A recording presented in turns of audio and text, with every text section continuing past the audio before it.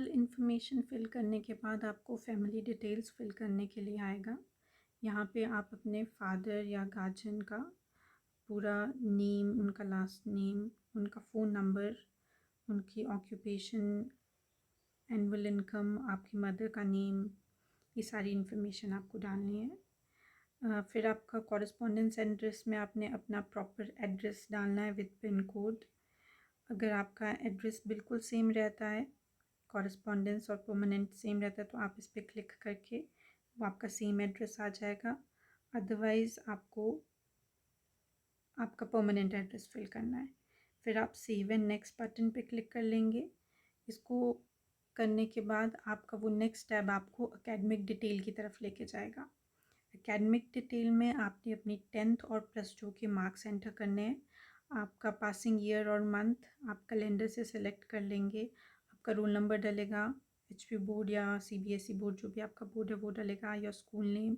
आपका marks type percentage है या सीजीपी है वो डलेगा। अगर परसेंटेज है तो कितने मार्क्स आए थे, आउट ऑफ कितने मार्क्स, और परसेंटेज वो ऑटोमेटिकली कैलकुलेट कर लेगा।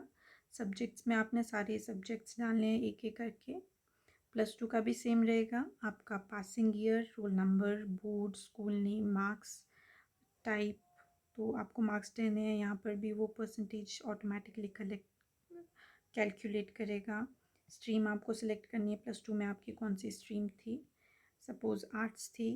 फिर सब्जेक्ट में आपने हर एक सब्जेक्ट खुद एंटर करना है, जैसे इंग्लिश एंटर करके जैसे ही आप कॉमा प्रेस करते हो तो ये इसको एज अ सब्जेक्ट कंसीडर कर लेता है।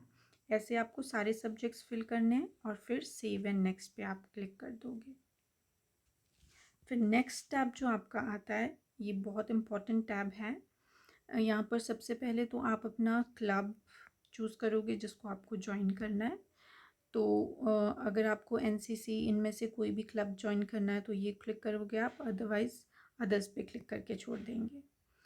अब ये जो आप 3 प्रेफरेंसेस सेलेक्ट कर रहे हो, प्रेफरेंसेस का मतलब ये नहीं है कि आपने +2 में कौन से सब्जेक्ट्स पढ़े थे। प्रेफरेंसेस का मतलब है कि आपने कॉलेज में आके कौन से 2 सब्जेक्ट है जो आपको पढ़ने हैं।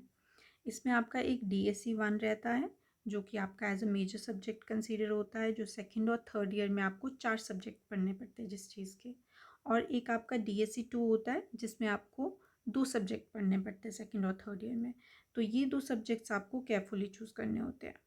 तो फर्स्ट प्रेफरेंस, सेकंड प्रेफरेंस और थर्ड प्रेफरेंस, 3 प्रेफरेंसेस आपसे इसलिए मांगी जाती है क्योंकि अगर आपकी मेरिट लिस्ट बनेगी उसमें अगर आपके मार्क्स बहुत अच्छे होंगे तो आपको जो आपने फर्स्ट प्रेफरेंस में चूज़ किए सब्जेक्ट वही मिल जाएंगे। अगर आपके थोड़े से कम मार्क्स है तो आपको सेकंड प्रेफरेंस वाले सब्जेक्ट्स मिलेंगे। अगर आपके मार्क्स और भी कम है तो आपको थर्ड प्रेफरेंस वाले मार्क्स मिलेंगे। तो इस तरह से आप अपनी प्रेफरेंसेस डिसाइड करेंगे। सो फर्स्ट प्रेफरेंस में जैसे हमको फर्स्ट सब्जेक्ट डीएससी 1 में क्या चाहिए, आपको जो सबसे अच्छा सब्जेक्ट लगता है जो आप पढ़ना चाहते हैं कॉलेज में वो आप यहाँ पर चूज़ करोगे। जैसे मैंने एजुकेशन चूज़ कर लिया।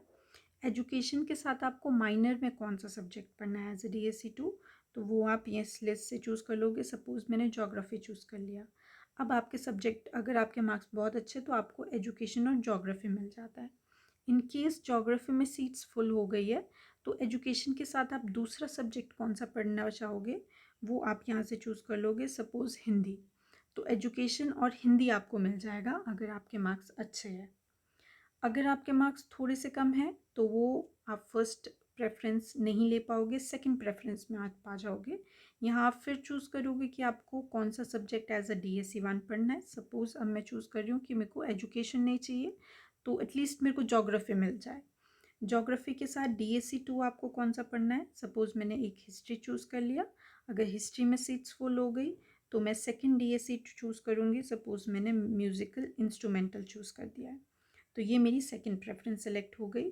अब अगर आपको मार्क्स बहुत ही ज़्यादा कम है, आपको एजुकेशन में सीट्स नहीं मिल रही है, आपको ज्योग्राफी में सीट्स नहीं मिल रही है, तो आप थर्ड प्रेफरेंस भी अपनी दे के रखोगे कि अगर इन दोनों में सीट्स फुल हो गई है तो सपोज़ आपको हिस्ट्री पढ़ना है एज अ डीएससी 1, उसके साथ डीएससी 2 सपोज़ आपको इकोनॉमिक्स पढ़ना है, इसमें भी सीट्स फुल है तो आपको सपोज़ पॉलिटिकल साइंस पढ़ना है। तो ऐसे ये सबसे इम्पॉर्टेंट पेज है, यहाँ से आप डिसाइड करोगे कि आपको कॉलेज में कौन से वाले सब्जेक्ट्स चूज़ करने हैं। तो इन सब्जेक्ट्स को प्लीज़ आप बहुत अच्छे से सबसे कंसल्ट करके ये सब्जेक्ट्स आप खुद चूज़ करके सेलेक्ट करके यहाँ पर इनपुट करोगे।